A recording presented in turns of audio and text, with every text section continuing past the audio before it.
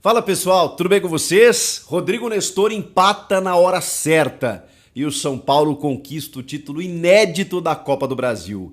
Dorival Júnior, o campeão da elegância, o merecido campeão.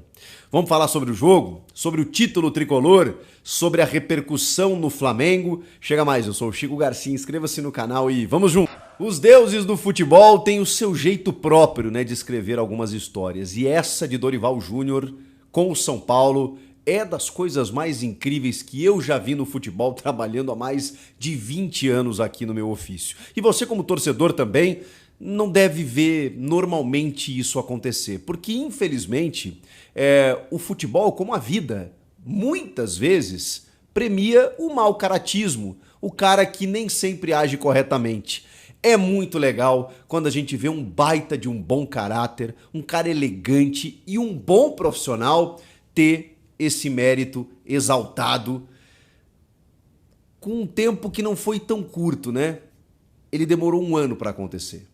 Dorival Júnior, ao final de 2022, depois de ter conquistado Copa do Brasil e Libertadores, simplesmente ficou esperando uma renovação com o Flamengo natural. Ele tinha um Mundial dali um mês para disputar, para quem sabe enfrentar o Real Madrid, pode esperar, a tua hora vai chegar. Ele foi o técnico que levou o Flamengo até a disputa do Mundial. Era natural que o Dorival Júnior esperasse uma manutenção e de repente as conversas para a renovação foram se arrastando, foram cozinhando, o treinador São Paulino e tudo mais, até que ele sabe pela imprensa que o Vitor Pereira, aquele mesmo que estava no Corinthians e que dizia que não iria treinar nenhuma equipe porque iria cuidar da saúde da sua sogra, estava fechando com o Flamengo, vejam só. E aí o Dorival teve que dizer, beleza, gente, porque a gente fala em demissão, mas que foi, obviamente, quando você define pela saída do técnico, por não querer mais o técnico, é uma demissão, mas não era, O Flamengo não quis continuar com o Dorival. E o Dorival ficou sabendo de uma mudança, simplesmente, do comando técnico por outras pessoas. O Dorival saiu como campeão, de Libertadores e Copa do Brasil, e como ele mesmo disse que é o que mais o deixou chateado, fazendo um arroz e feijão que o Paulo Souza não conseguiu fazer, que o Renato Gaúcho, meu ídolo, apesar de um bom aproveitamento e de ter perdido lá o título numa falha individual do Andreas Pereira, não conseguiu também. Então não é fácil ser campeão, independentemente da equipe que você tenha. E o Dorival foi seguir a sua vida. E olha que ele demorou, porque o Rogério Ceni estava fazendo o trabalho dele no São Paulo, outras equipes estavam com seus técnicos empregados e ele não tinha oportunidade. E existia uma narrativa de que a CBF iria chamá-lo para a seleção brasileira, inclusive vendida pelo próprio Flamengo, de que a gente não queria perder o técnico para a seleção, então a gente buscou uma outra alternativa. E aí agora o Dorival foi acionado para substituir o Rogério no comando do São Paulo. E um ano depois, ele é campeão da Copa do Brasil sobre este mesmo Flamengo, que depois de perder todos os títulos que disputou, boa parte deles com o Vitor Pereira, traz Jorge Sampaoli, o desequilibrado Jorge Sampaoli, que chuta microfones, garrafinhas, grades e o balde e erra taticamente, erra nas suas escolhas, não consegue ter uma relação interpessoal com as pessoas, ou seja, não se sustenta, Ele também acaba perdendo mais um título, o título da Copa do Brasil, para o Dorival, que eliminou pelo caminho Palmeiras e Corinthians. Então vejam só que a trajetória do São Paulo, ela tem o Ituano, ela tem o Sport lá no sufoco, porque toma 2 gols de bola parada no final, vai para pênaltis, avança, e aí tem o Palmeiras pela frente, de Abel Ferreira, em que o São Paulo vence os 2 jogos. Tem o Corinthians, em que o São Paulo perde o primeiro jogo, mas joga absurdamente o segundo. E tem o jogo contra o Flamengo. Palmeiras, Corinthians e Flamengo. Com uma demonstração, ou com demonstrações incríveis do torcedor do São Paulo em cada jogo no Morumbi. Onde a gente via ali que estava se construindo algo diferente. A torcida do São Paulo já abraçou esse clube em vários momentos, especialmente os mais difíceis nos últimos anos. Mas na hora do título, da hora boa, eu ainda não tinha acompanhado. Eu lembro de 2016, logo que cheguei a São Paulo, em que o time foi até a semifinal perdendo para o Atlético Nacional e também tinha um movimento legal. O Calera, inclusive, estava no time naquela oportunidade. Depois disso, teve boas campanhas no Brasileiro, mas não como agora. Teve um momento bom no Paulista sob o comando do Hernan Crespo, mas em meio a uma pandemia, então a gente não tinha essa presença maciça do público e agora não, né? Agora eu realmente não tinha visto isso. O que a torcida do São Paulo tinha feito no Morumbi. Não estou nem falando dos anos 90 lá. Estou falando que eu pessoalmente não tinha acompanhado e foi incrível. Comentei alguns jogos, estive presente lá no Morumbi, não estive na final, estou de férias, volto a trabalhar nessa segunda, mas fiquei impressionado das vezes que fui e percebia que estava rolando, né, esse clima. O jogo não foi fácil.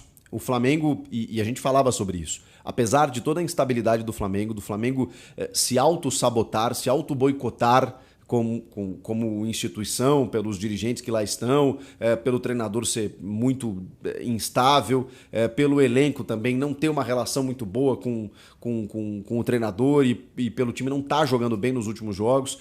Mesmo assim, apesar de tudo isso, a gente sabia da capacidade desses caras. Porque, poxa, o Flamengo tem um time maravilhoso.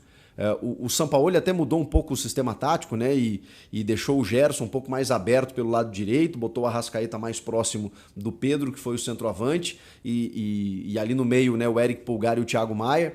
E desta forma ele tentou, digamos assim, surpreender o São Paulo e o Bruno Henrique pelo lado esquerdo, e acho que fez um bom primeiro tempo.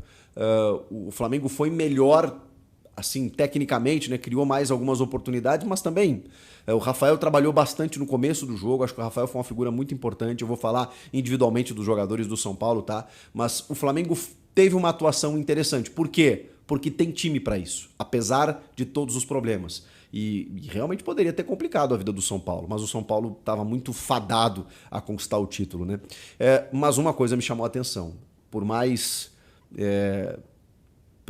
restrições que eu tenha a ele, por mais que ele não esteja jogando um futebol primoroso, brilhante, ou que, enfim, que ele esteja sendo decisivo, ele tem um histórico absurdo em decisões, que é o Gabriel Barbosa. E o São Paulo opta simplesmente por deixar o Gabigol no banco. Não consigo entender. No segundo tempo não é culpa dele, mas aí tem a ver com o Flamengo também que, enfim, enfrenta problemas, né? O Gerson acabou machucando e tem que sair ao mesmo tempo do Arrascaeta, que nem estava confirmado 100% para o jogo, exatamente por conta da lesão que ele se recupera, e aí ele acaba saindo, o Gerson e o Arrascaeta ao mesmo tempo. E aí quando ele bota o Gabigol, ele tira o Pedro, porque, enfim, né, precisava fazer a troca, mas precisando vencer. Então, assim, o Flamengo chegou num ponto em que era muito difícil você, apesar dos recursos que tem, conseguir alguma coisa contra um São Paulo muito focado, muito competitivo, muito obstinado a vencer essa competição nas mãos do seu treinador. Que não fez apenas a questão motivacional, como a gente viu algumas repercussões aí depois do jogo e na entrevista coletiva, de mostrar vídeos, né, depois do primeiro jogo em que mostravam só a derrota do Flamengo e não a vitória do São Paulo. Ele mostrou isso em matérias, imagino eu, né, comentários, né, de jornalistas dizendo que, poxa, jamais o Flamengo vai perder esse título porque ele não vai perder o jogo no Maracanã e o Flamengo e o São Paulo saiu vitorioso. Isso mexeu com os jogadores. Mas não é só isso. O Dorival ele tem essa capacidade, e está nos provando cada vez mais isso, dessa relação humana com os atletas, que ela faz toda a diferença no futebol. Mas ela não é excludente de uma parte tática, e nem deve ser, e não é.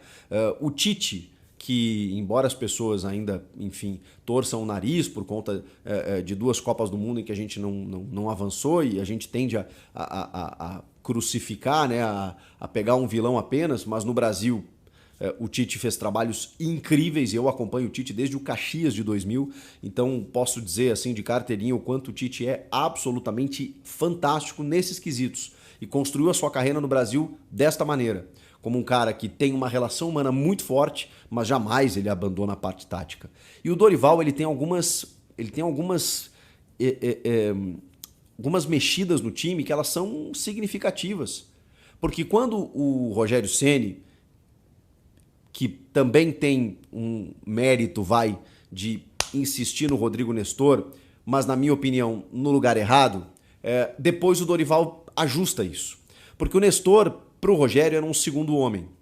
E o Rogério reclamava que a diretoria tinha contratado muitos primeiros volantes. O Mendes, o equatoriano, e aí tinha, na opinião dele, Gabriel Neves, o Pablo Maia, o Luan, todos os primeiros volantes. E que ele não encarava, não enxergava esses jogadores como segundos homens de meio campo. Só o Nestor. Pois o Dorival chega e ele fixa dois volantes ali, o Pablo Maia e o Gabriel Neves. E o Nestor, mais próximo do gol, para explorar aquilo que ele tem de melhor, que é a capacidade técnica e a criação e a assistência. O Nestor, depois disso, decolou.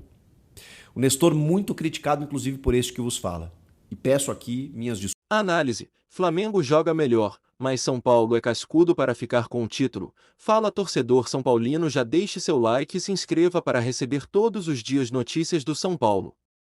Pessoal, o São Paulo se sagrou campeão da Copa do Brasil de maneira inédita neste domingo ao empatar em 1-1 com o Flamengo, no Morumbi, pelo jogo de volta da decisão.